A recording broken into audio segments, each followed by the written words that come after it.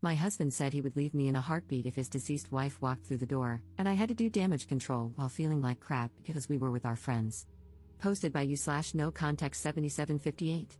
My 34F husband, 37M, was married once before me. She was his high school sweetheart. They started dating in their junior year, survived long distance during college, and got married when they were both 23, very shortly after graduating. She passed away unexpectedly at age 26 from an aneurysm, which obviously devastated him, especially because they were so young. They never had children. He contemplated never remarrying because he was so heartbroken, but we ended up meeting about 4 years after that. We got married when I was 31, and he was 34, and we now have 2 children. Last night, we were at a friend's potluck gathering. Everything was going well until one of our friends brought up a new topic related to relationships. She is newly divorced, so the conversation was about her divorce. Others chimed in with stories about past relationships from high school, college, etc. I mentioned that I never thought I would get married because my luck with men had always been terrible until I met my husband, and I said I felt very lucky to have met him. After a little while, my husband brought up his deceased wife. Everyone knows he was married before me and that she passed away. He was talking about her and then dropped a bomb, saying, if she walked through that front door right now, I'd pick up where we left off. If I'm being honest, it felt like someone put my heart into a blender and punched me in the gut as hard as they could. Everyone in the room could sense the awkwardness that followed. To avoid making a scene, I just laughed it off, even though I think it was still obvious that it hurt me. I just felt that if he still feels that way, then why are we married? I've never asked him to get over his wife. I have never experienced the loss of a spouse or even a partner, so I'm unsure how that feels. But I would never say something like that in front of my new spouse. After the gathering, we left, and I did not speak to him the entire car ride home or much the entire night. I did tell him that what he said hurt my feelings deeply and that we could talk in the morning once I had calmed down because I didn't want to say something mean to him. I ended up sleeping on the couch because he wouldn't leave me alone. It's now the next morning, and I barely slept. He is still sleeping. I'm not really sure what to say or what he will say. Relevant comments. Commenter. It's one thing to acknowledge a deceased partner and know that if they were alive, you wouldn't be together because you wouldn't have met in that capacity. But he was disrespectful and hurtful on another level. Did he just lob this bomb for no reason? Like, was it a pass the salt? And by the way, I would drop off for my dead wife in a second. I'd be feeling like crap and angry, truly wondering what role I play in this relationship outside of being a bedwarmer. Not the jerk at all. Ops response. He started off by saying that he had never been in a serious relationship until his first wife. He had little relationships in middle school and early high school, but she was the first one he ever felt serious about. Then he said what he said. Everything was fine until he said it. I'm also not opposed to him speaking about her, we've talked about her before. Commenter 2. He probably could have worded it better, but the only reason you're where you are is because she isn't. It's not that he doesn't love you more than anyone on earth, but she is an idea that still seems ideal in his mind. You may also not fully understand the depth of their bond, given how long it lasted. I don't blame you for being a little taken aback, but he's there for you, loves you, and is committed. Isn't that enough? Ops response. Yes, I've acknowledged that the only reason I am together is because she is gone. That is obvious, and anyone with a brain would piece that together quickly. It's just that what he said was mean. He could have kept that to himself. I would never say something like that to him or in front of him, even if I felt it. Commenter 3. Okay, what else did he say? Because I absolutely, 100% believe that he said this hurtful thing, and it has stuck in your mind, bothering you. You are not the jerk for feeling normal human emotions. Just as I absolutely, 100% believe that this is not the entire story. You laughed it off. He tried to talk to you about it, but you wouldn't listen. I mean, yeah, from what we know here, you're the jerk. You pretended you were fine with the comment, then you flipped and said you weren't. Then you refused to accept any kind of open communication about the issue. That sounds kinda like a jerk move to me, and the absolute lack of details doesn't help your case. The fact that you are willing to talk about this with internet strangers but not your partner is also not a good look. Are you the jerk for feeling hurt? Not at all. Are you the jerk for crapping all over your husband's mistake? Yes, you're the jerk. I hope you approach the morning discussion with a calm head and an open heart. I hope you process your feelings. I hope your husband apologizes for hurting you. Ops response. I did not say anything after it happened because I was shocked, hurt, confused, and embarrassed. It came out of left field. I also don't think anyone was convinced I was fine with it because my laugh came out very awkward and dry and everyone kept looking at us. I was also quiet for the rest of the night, I'm a huge chatterbox. I did not speak with him once we returned home because I was not sure how to communicate what I was feeling without saying something I didn't mean, so I kept my mouth shut until I could process my feelings. It's also easier to speak with internet strangers because I'm not married to the people commenting. I'm just venting here. What I say here doesn't matter in my marriage. I provided fewer details because I didn't want this to be too long. Some people prefer when you get straight to the point and only include important details.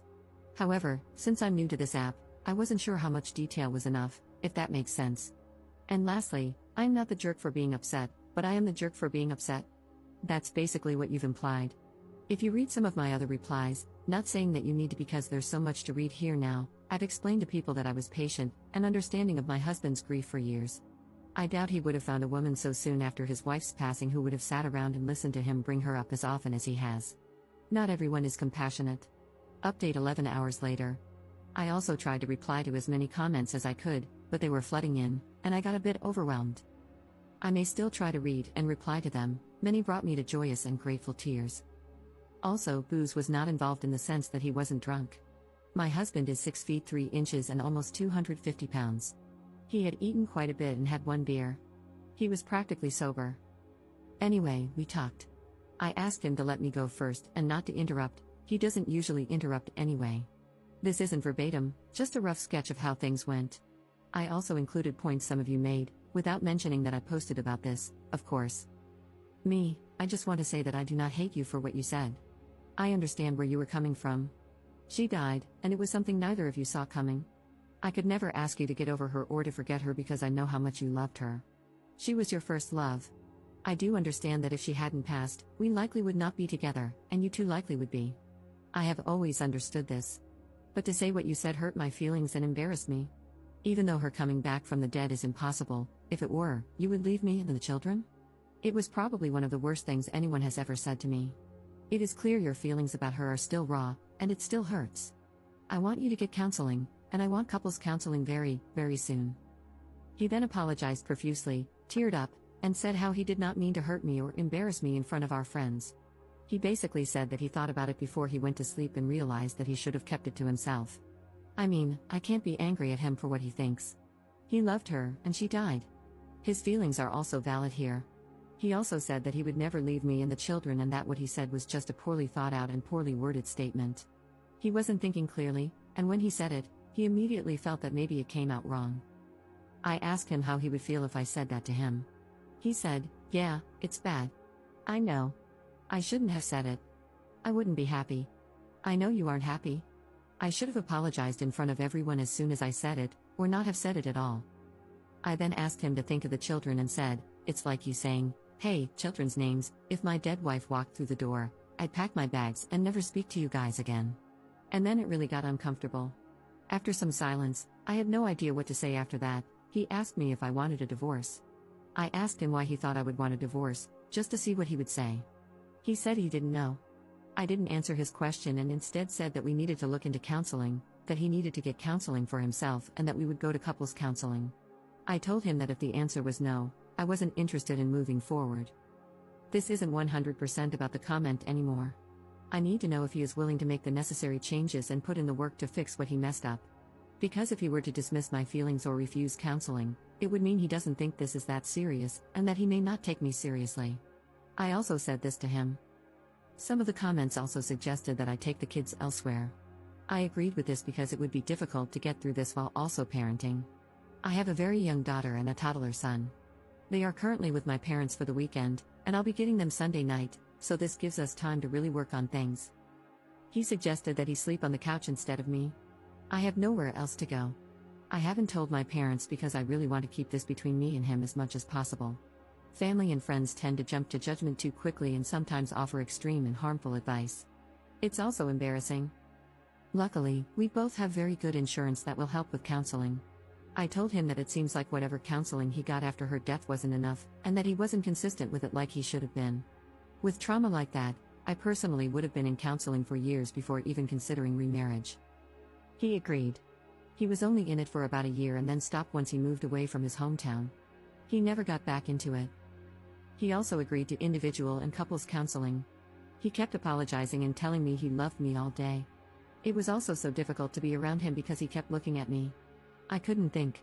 It was like he would try to say something and then just stare without saying anything. With the kids gone, there's nothing to really do except talk, so we talked again right before dinner time. He asked me if I wanted him to cook or buy something. To be honest, I still wasn't hungry, so I just told him he could pick something up for himself and that I wasn't hungry. That prompted the second discussion. I realized he must feel very bad because he noticed I hadn't really eaten much all day. He kept asking me to eat. I wasn't sulking too much or anything, just doing my usual tasks but not speaking or eating as much. Because we're home together all day, he noticed this. He asked me one more time to please eat dinner with him, so I agreed. During dinner, he told me that he had looked for counselors himself and wanted me to see if I thought they were okay, and that he would keep looking. Last stretch, sorry. After all of that, I told him that we can't really predict anything until we've met with therapists. I don't want him to keep saying sorry, I want work and change. And then maybe we can move forward, but this is the first step. I don't want to just leave him. I'm also not saying divorce is off the table. I think he is still hurting from her death, and his judgment is very, very clouded. If he didn't love me, I doubt he would have apologized so many times and looked for counselors on his own. A man who doesn't love me probably would have made me look or rejected going altogether. Many people were suggesting otherwise, but I do not think he doesn't love me. I thought about this myself, cried about it, thought of my children, and cried more. I'm not staying for the kids, I'm staying because I want to at least try to fix things. If it cannot be fixed, then at least I tried. We were also very close. Some people were asking how close we were prior to marriage, maybe as a way to gauge the difference between the relationship and ours? Maybe to see if he settled? He was always very romantic, caring, and sweet to me. We've never yelled at each other. When we first started dating, he would plan dates, surprise me, and brag about me to his friends. That's why I am very confused about why he would blurt that out, unless it was just very poor brain-to-mouth coordination. I also told him that I might get a counselor for myself. I don't think I need one, someone suggested it. But I think he needs it more than I do. And because insurance companies are getting worse by the year, 3 counseling bills might be pushing it. I don't know. If I do get one, it's because I don't want to potentially resent him or doubt myself. Some people have been trying to make me doubt myself. Some of the comments were very nasty to me. I appreciate Reddit hiding comments with many downvotes, as they may be mean, but I couldn't help but click. Some of you are very mean and very nasty individuals, and I hope you find happiness one day. There could be another update in the future. I'm not opposed to making one. Thank you all for your kind words and support. I've also responded to everyone who texted me, everyone at the potluck who has my number. 3 people, there were 9 people there, not including us. They've all basically said the same thing, they can't believe he said that, they feel bad for me, they asked if everything is okay, and they said what he said was not okay, etc. He showed me some of the texts between him and his friends, and some made me cry with how kind they were towards me, basically telling him that he wasn't necessarily wrong for thinking that, but he was wrong for saying it. I told him I loved him as well, and I have never not loved him, even for a second. I said that I wasn't angry with him and didn't want him to, I guess, suffer for what he said. But I was just hurt and needed him to know that it did hurt me, and for him to respond how he saw fit, and we'd go from there. That's all for now. I could possibly answer more questions here if you have any. I try to answer some of the more frequently asked ones that I saw. Again, sorry for this being so lengthy. Have a nice weekend, everyone, and thank you again. Relevant comments. Commenter. My 2 cents, constantly telling you how sorry he is does not prove that he loves you. It proves that he realizes he messed up big time and is afraid of losing what he has. He might consider your marriage a comfortable space and your family life a convenience.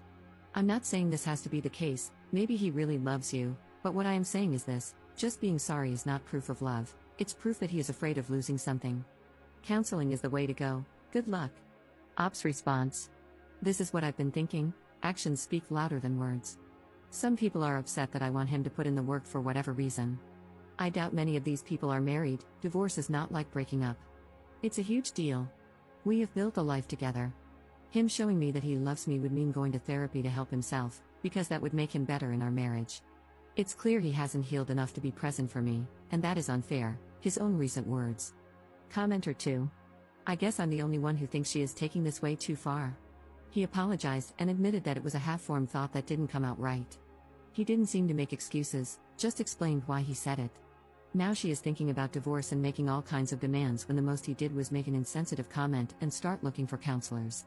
You people need to stop telling her that she handled this perfectly because she didn't. She is pouting at home when she should have just accepted his apology and moved on. Being jealous of the dead wife is dumb. Op's response: no, you're not the only one. But that's okay.